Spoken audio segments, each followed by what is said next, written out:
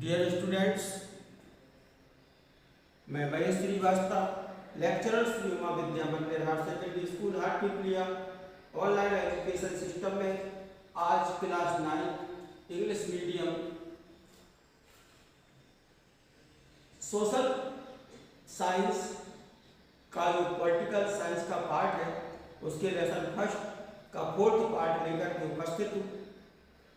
Dear students, first part में हमने democracy के बारे में समझा था। सेकंड और थर्ड पार्ट में जो एक्सरसाइज है उसके क्वेश्चन के आंसर दिए थे और फोर्थ पार्ट में भी हम आज उससे आगे के जो क्वेश्चन हैं उनके आंसर देंगे और उनको समझेंगे। 7th क्वेश्चन है, are the following statements in keeping with democracy as a value and why. ये डेमोक्रेसी की वैल्यू रखते हैं और अगर रखते हैं तो क्यों।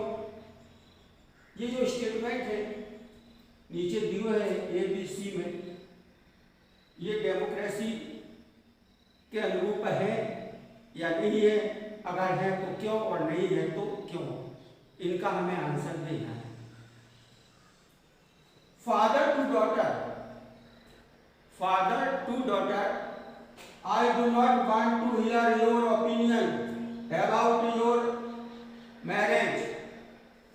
मैं तुमसे पिता अपनी पुत्री से कह रहा है, मैं तुमसे तुम्हारी शादी के बारे में तुम्हारे विचार नहीं सुनना चाहता, तुम्हारी क्या राय है ये सुनना नहीं चाहता।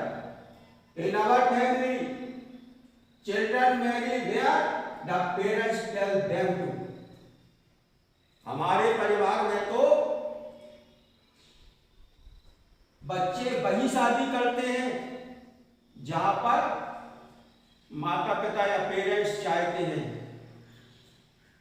इसका हमको आंसर देना है कि ये डेमोक्रेटिक वैल्यू रखते हैं या नहीं रखते हैं, ये विचार जो है।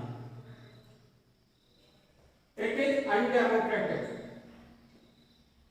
ये अनडेमोक्रेटिक है। क्यों? Because in democracy everyone has the right to choose their life partner. लोकतंत्र में अपने जीवन का फैसला करने का अधिकार पर्सनल उसी व्यक्ति को ही होता है, उसके जीवन का फैसला दूसरा कोई भी व्यक्ति नहीं कर सकता। इसलिए ये जो स्टेटमेंट है ये अनडेमोक्रेटिक है, क्योंकि किसी भी व्यक्ति को अपने जीवन का भला या बुरा सोचने का अधिकार है। यदि वो 18 वर्ष से ऊपर का है। बी पार्ट है टीचर टू स्टूडेंट। टीचर जो है स्टूडेंट से कहता है, do not disturb my concentration by asking me question in the classroom. हमारे कंसंट्रेशन को डिस्टर्ब मत करो और बार बार प्रश्न पूछकर, क्लासरूम में बार बार प्रश्न पूछकर हमारे कंसंट्रेशन को डिस्टर्ब मत करो, हमारी जो एकाग्रता है उसे भंग मत करो। क्या ये डेमोक्रेटिक है या अनडेमोक्रेटिक है? समझते? इट इज अनडेमोक्रेटिक, ये भी अनडेमोक्रेटिक है। क्यों है? Because the student has right to ask questions. क्योंकि प्रत्येक विद्यार्थी को अपने अध्यापक से प्रश्न पूछने का अधिकार है अगर उसकी समझ में नहीं आ रहा। ये तो है नहीं कि टीचर कुछ भी बताते जाए और उसके मन में कोई जिज्ञासा हो और वो उसको बयान ना करे तो फिर उसका पढ़ने का फायदा क्या है। क्योंकि टीचिंग तभी सक्सेस है जब स्टूडेंट्स की समझ में आ जाए। टीचर वही अच्छा है जो बच्चे को अधिक से अधिक समझा सके।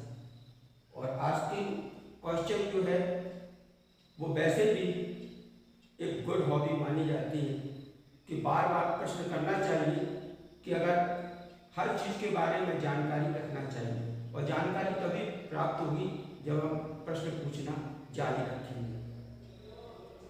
सी पार्ट में है एम्प्लॉय टू ऑफिसर। जो एम्प्लॉय है,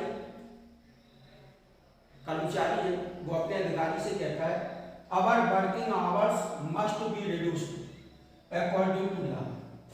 हमारे काम के घंटे कानून के अनुसार कम करना चाहिए। कानून के अनुसार, यहाँ पहले स्पष्ट कर दिया अकॉर्डिंग टू लॉ, वो स्पष्ट कर रहा है अकॉर्डिंग टू लॉ, अपनी तरफ से नहीं कह रहा। जो कानून है उनके अनुसार हमारे जो काम के समय घंटे हैं वो ज़्यादा है, तो कानून के हिसाब से उन्हें कम करना चाहिए। अब हम चर्चा करते हैं कि ये डेमोक्रेटिक है अनडेमोक्रेटिक। नेचुरली हम समझ सकते हैं जब वो यहाँ स्पष्ट कर रहा है अकॉर्डिंग टू लॉ, यानी जो सरकार का कानून बना हुआ है उसके अनुसार हमारे जो काम के घंटे हैं वो कम करना चाहिए, तो डेमोक्रेटिक। सीधी बात, जब सरकार ने कानून बनाया है तो उसका पालन करना या पालन करवाना प्रत्येक नागरिक का कर्तव्य है। It is democratic because working hours and wages are fixed by the government in democracy. Democracy में सरकार के द्वारा मजदूरों की मजदूरी, उनके काम के घंटे निर्धारित किए जाते हैं। इसलिए जो एम्प्लॉय है उसका ये हक बनता है कि अगर उससे ज़्यादा घंटे काम लिया जा रहा है तो वो कह सकता है अपने अधिकारी से कि नहीं ये अगेंस्ट ऑफ लॉ, यानी कानून के खिलाफ है, हमको आप इतने घंटे हमारा जो कानून कहता है उसके हिसाब से आप हमसे काम लीजिए। तो ये डेमोक्रेटिक। एथ क्वेश्चन है, consider the following facts about the country and decide if you would call it a democracy. Give reason to support your decision. Consider the following facts about the country. एक देश के बारे में आप बताइए, consider करिए और डिसाइड करिए। You would call it a democracy, क्या आप इसे डेमोक्रेसी कहेंगे? Give reason to support your decision.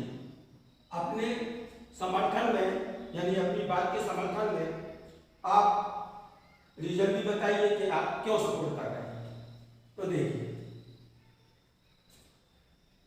एक देश है जहां all the citizen of the country have right to vote, election are held regularly. एक देश जहां पर नागरिकों को, सभी नागरिकों को वोट देने का अधिकार, and election are held regularly, और जो इलेक्शन है वो नियमित रूप से होते हैं। ये डेमोक्रेटिक कंट्री की ये पहचान है कि वहां पर सरकारें एक निश्चित समय के लिए चुनी जाती है। इंडिया एक डेमोक्रेटिक कंट्री, तो यहाँ पर जितने भी सत्ता में लोग बिठाले जाते हैं, छोटी से छोटी इकाई, ग्राम पंचायत से लेकर प्रधानमंत्री और राष्ट्रपति तक, उनका एक निश्चित निर्धारित समय रहता है, 5 years। 5 वर्ष के लिए प्रधानमंत्री, 5 वर्ष के लिए राष्ट्रपति, 5 वर्ष के लिए सांसद, 5 वर्ष के लिए विधायक, 5 वर्ष के लिए नगर परिषद का जो अध्यक्ष है 5 वर्ष के लिए, नगर परिषद के सदस्य हैं 5 वर्ष के लिए, ग्राम पंचायत के सरपंच वगैरह हैं वो भी 5 वर्ष के लिए एक निश्चित समय चुने जाते हैं। इसके बाद दोबारा चुनाव होते हैं। वो बात अलग है कि जो अच्छा काम करते हैं उन्हें री इलेक्ट करके दोबारा भेज दिया जाता है, वो एक अलग मैटर है, लेकिन पब्लिक के बीच में तो उन्हें 5 साल बाद ही जाना, यानी एक निर्धारित समय है। तो ये डेमोक्रेटिक कंट्री ही है। Yes, it is a democratic country because everyone has the right to vote in a democracy. लोकतंत्र में सभी को वोट देने का अधिकार है। द गवर्नमेंट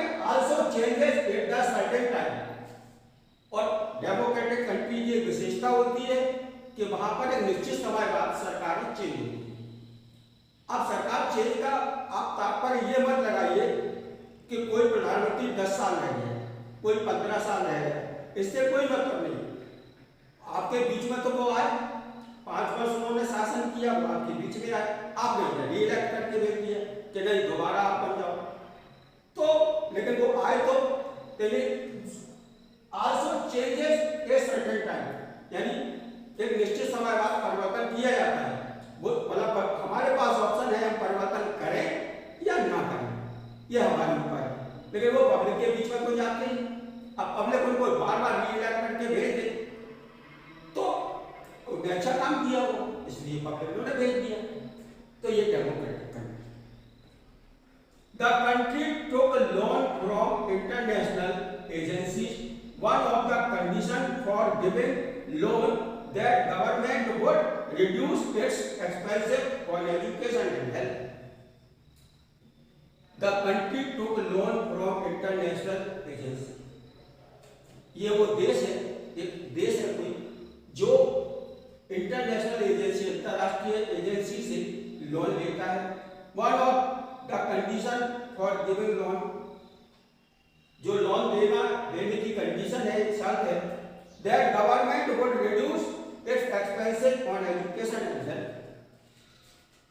वो एजेंसी जो लोन दे रही है वो एक शर्त रखती है उस देश के साथ कि हम लोन तो दे देंगे लेकिन तुम अपने देश में शिक्षा और स्वास्थ्य पर जो खर्च करते हो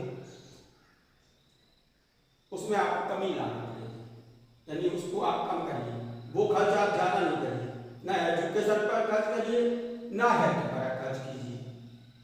क्या ये डेमोक्रेटिक हो सकता है? और ये जो कंट्री है अगर इसको पालन करती है तो क्या वो डेमोक्रेटिक कंट्री कहला सकती है? नहीं। Education and health are fundamental right the people of the country. Education, शिक्षा प्राप्त करना और स्वास्थ्य सुविधाओं का लाभ उठाना ये डेमोक्रेटिक कंट्री में प्रत्येक नागरिक का अधिकार है। It cannot be reduced any cost. इसको किसी भी कीमत पर कम नहीं किया जा सकता। गवर्नमेंट एजुकेशन का बजट बनाती है तो बढ़ाएगी हर साल, तो जनसंख्या बढ़ रही है, लोगों की जरूरतें बढ़ रही है तो उन्हें बढ़ाएगी ना कि कम करेगी। कोई भी सरकार एजुकेशन के ऊपर एक निश्चित रकम एक साल खर्च करती है तो दूसरे साल उसे बढ़ाएगी ना कि कम करेगी, हर साल कम करती चली जाएगी। तो ये एजुकेशन जो सिस्टम है वो बेकार हो जाएगा, फेल हो जाएगा। स्वास्थ्य सुविधाएं तो जगह जगह नए अस्पताल बनाएंगे ना कि अस्पतालों को बंद किया जाएगा। तो जो बंद करेंगे इसका मतलब डेमोक्रेटिक कंट्री की ये विशेषता नहीं है। सो इट इज अनडेमोक्रेटिक, इसलिए यह डेमोक्रेटिक नहीं है, यानी लोकतांत्रिक नहीं है। That's all.